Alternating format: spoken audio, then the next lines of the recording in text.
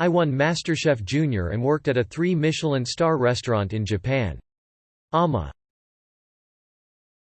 Hi all. My name is Nathan Odom and I won Season 3 of MasterChef Junior back in 2015. I actually did an AMA before the pandemic, but a lot has changed for me in the past few years and I wanted to share my experiences with everybody in a more public format. After I graduated high school in 2019, I applied for a cultural activities visa to study traditional Japanese cuisine at a 3 Michelin star restaurant in Japan. I lived in a super rural area for 2 years but returned home to San Diego recently to focus on my mental health. I look forward to answering any questions you may have, and thanks so much to this community for giving people a platform to share their stories.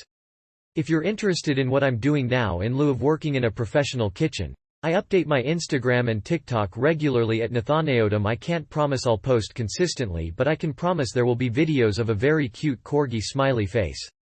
Verification edit. Really enjoying everybody's questions. I'm taking a short break but feel free to keep asking me stuff. I'll be online sporadically for the next day or so. Edit. Wow, we made front page. Thanks everyone for your questions. And awards. Hopefully those of you that try Thelma's beef stew recipe succeed. And if you're having trouble, feel free to PM me and I'll help you out. I'll still be answering interesting, new questions as they trickle in, but once again, thanks to everybody who participated. How is Gordon Ramsay behind the cameras? Is he actually nice and helpful? He's a teddy bear. He likes to sneak up on contestants and their parents and scare them sometimes between taping. I never really saw him lose his temper. What's your go-to meal for cooking comfort food? Beef stew is probably my favorite comfort food. I usually add leeks and mushrooms instead of those little pearl onions some people use. I can never find them at the store. I don't have it written down, but I pinky swear I'll reply to this comment with it later. Sorry for the wait. Beef mushroom stew. Serves 8 to 10 2-pounds beef stew meat 3 tablespoon. Flour 3 tablespoon. Butter, salt and pepper. TT 4 Yukon potatoes, chopped 2 carrots, chopped 2 leeks, sliced into inch rounds 2 yellow onions, diced cup soy sauce 1 cup water 1 10.5 ounces can cream of mushroom soup 1 to 2 pints assorted mushrooms, sliced 1 tablespoon. Lemon juice. Slice stew meat into bite-sized cubes, place in a large freezer bag and coat with flour, salt, and pepper. In a large Dutch oven, melt the butter at medium-high heat and sear the beef on all sides. Add vegetables and mushrooms and sauté briefly until browned and flavorful. Add the water, soy sauce, and simmer with the lid covered on low heat for 1 hour, adding a few tablespoons more water if necessary to prevent burning. Finally, pour in the cream of mushroom soup and lemon juice, and simmer for 15 to 20 more minutes. Adjust seasoning and enjoy. This stew tastes better as leftovers. How valuable of a resume ad is winning MasterChef Junior? Is that something that a potential hirer would look at and say, ooh, this guy is a real good chef, let's hire him? Or is it seen as more of a irrelevant, publicity stunt thing? Or in the specific case of MC Junior, a kid thing and irrelevant in the same way that someone who won a national spelling bee isn't going to get any big ins with book publishers, and they'd rather have someone who went to culinary school, or what? At first I only put it down because I didn't have any job experience, but now that I've been in the industry for years and have worked at like 7 restaurants, I usually put those first. I don't expect anybody to be impressed in the real world. When you are on MasterChef, do you get warned about what dishes you might have to prepare? We received supplemental culinary education lessons before taping the episodes, but never knew what the theme was ahead of time. The dishes we ended up making were always very impromptu and it felt like a real competition every step of the way. There was very little external influence. When you say, MasterChef, money, what are we talking? Close to $75,000 after taxes. One of the hardest realizations of my adulthood so far has been how little that actually is in big boy dollars. Oh well, I can make more if I need to. How long did the season of MC you were in take to film? I can imagine a lot goes on behind the scenes that we never get to see. The entire 8-episode season was filmed over the course of about 6 weeks. We had a lot of fun times that didn't make it on TV. What made you decide to study cuisine in Japan rather than a different country? I went on foreign exchange there for 10 months in high school. I've always liked Japanese culture. Not just manga and anime but traditional arts as well, like ikebana, tea ceremony, and keizeki. Japanese cuisine is deeply rooted in tradition and requires a lot of precision to execute, so I think I was drawn to the challenge. I like the way you write. You're still super young and obviously a lot comes from experience, but I'd love to see you a Bourdain type of program. You always come across as kind and appreciative of cultural differences. How did you manage working such long hours and having a puppy? I grew up watching Anthony Bourdain, so that made me tear up a little bit. Thank you. I try to be as open to new experiences as possible. To answer your question, I didn't. Aki is a fucking handful and a half and I had to walk him 3 or 4 times a day to keep him happy and to keep my house poop free. He still tried to ruin everything I own in my apartment in the meantime, but I moved home when he was 7 months old and it's been smooth sailing since then. I love him though, he's worth it. What is your favorite hole-in-the-wall restaurant? In San Diego, there's a local joint called The Friendly that serves really simple American fare. It's far from healthy, but it's so unnecessarily fucking delicious that I can't help but splurge once in a while. Love those guys. If you're ever in Toyama, Japan, which is unlikely but not impossible, there's a lovely little cafe in Nunosmachi called Mawo. The owner is the sweetest old woman you'll ever meet. She's been roasting her own beans and pouring the finest coffee you've ever tasted for over 30 years. There are 7 menu items, and the walls are adorned with cat figurines. I would die for Ms. Mao. Care to share your impressions of the MC Junior judges? Gordon is very, very tall. And energetic. And loud. But he's the biggest softie and you can tell he loves his job. Graham is one of the most down-to-earth people I've ever met and he's given me a lot of great advice over the years. Joe is pretty serious and was at first intimidating as hell, but he's genuinely obsessed with food and fine cooking. I think I related to him most on an intellectual level.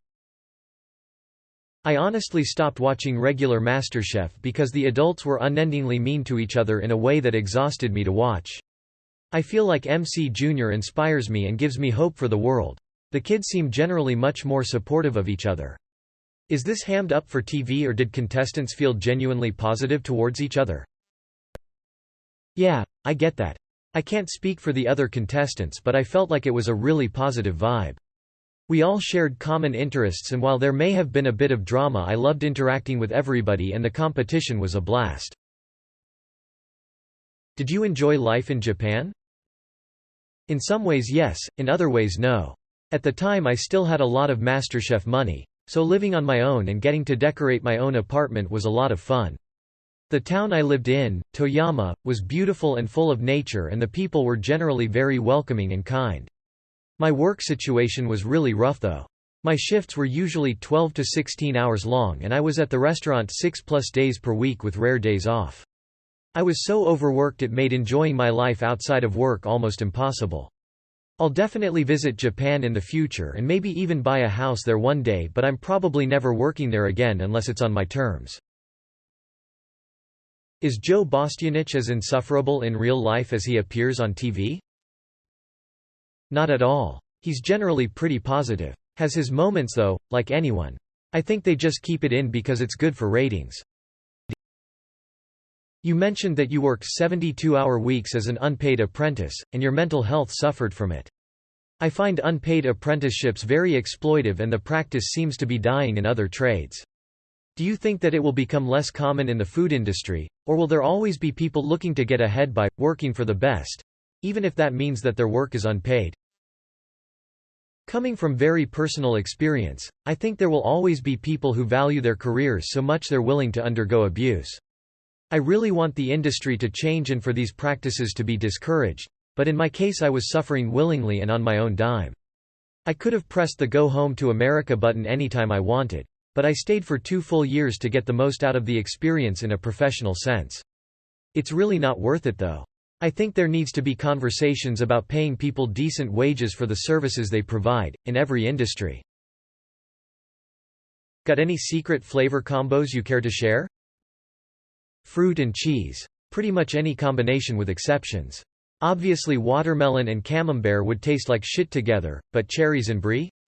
Delicious. I also think mushrooms and fish go well together, but some people would disagree with me on that. What changed in your life after winning MasterChef?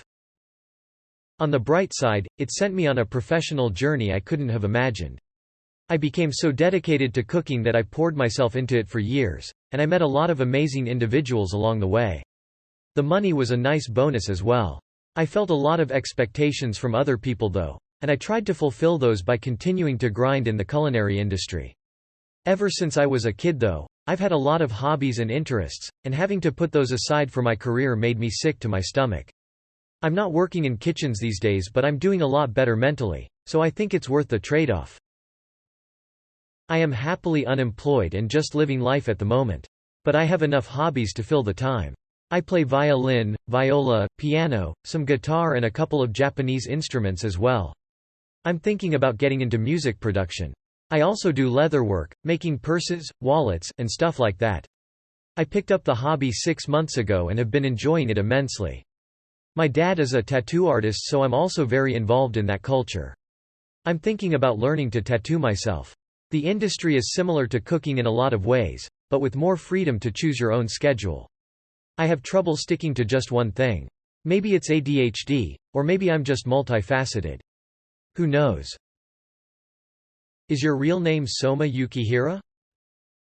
No, but my food does make people's clothes explode off their bodies. The cooking was entirely genuine. Most of the interactions between the kids and judges were natural as well. We didn't receive scripts. The judges had some scripted lines, and sometimes during interviews production would encourage us to talk about certain topics. Everything was improvised though. Excessive amounts of meat. I'm not a fan of giant burgers or 36 Oz. Steaks. I think meat should be used in small quantities. Also, that thing some fine dining restaurants do where they take half of a tiny onion, turn it upside down and fill it with sauce. I think it looks tacky. I've been on a health kick recently, so not so much these days, but I still indulge in some McDonald's on occasion. I always feel sick afterwards though. I'm shit at RPGs, my bad. That just goes to show how little I know about anything that isn't Animal Crossing or Mario Kart. Momo will eat anything he can get his grubby little paws on. He's definitely stolen ingredients from behind my back while I'm cooking. We're hood rich? Seriously, we barely have enough money to afford living in one of the seediest parts of San Diego. There's a homeless encampment 10 yards away from me right now. I'm sure there's some of that Hollywood nonsense going on in some circles, but that's not how I was raised. My dad's a tattoo artist and my mom is a professional cool lady. I got the impression at the time that most of the other kids were genuinely interested in food, with a few exceptions. It's a competition, so the less serious kids unfortunately leave sooner. I just cooked for fun a lot as a kid and was really interested in the craft, I guess. By 12 I had a pretty massive cookbook collection, and when I saw season 1 on TV I was like, yeah, I can probably win that, and I did. Yes, it was a contrived effort on my part and I'm glad my evil plan worked. Seriously though, my bad. Beef tenderloin with whatever vegetables are seasonal and available. Also pastries of all shapes and sizes. I used to bake obsessively when I was younger. Japanese kaiseki is extremely low in fat and starch, so you might want to consider something of that nature. Most dishes are based around dashi, and there are many clear soups and vegetable-based dishes that aren't very filling. At the end of the meal rice is served so everyone can eat to contentment, but in your case you could just skip it and have the pickles and miso soup, I suppose. Meat is used sparingly, and most plates are very small, although there are a lot of individual courses. I passed N2 of the Japanese language proficiency exam a couple years ago, but I'm definitely N1 or above now. I would say I have near native level fluency and my pronunciation is good enough that I get mistaken for a Japanese person on the phone. I have a Toyama accent though. Whenever I go to Tokyo people tell me I talk like I'm from the boonies.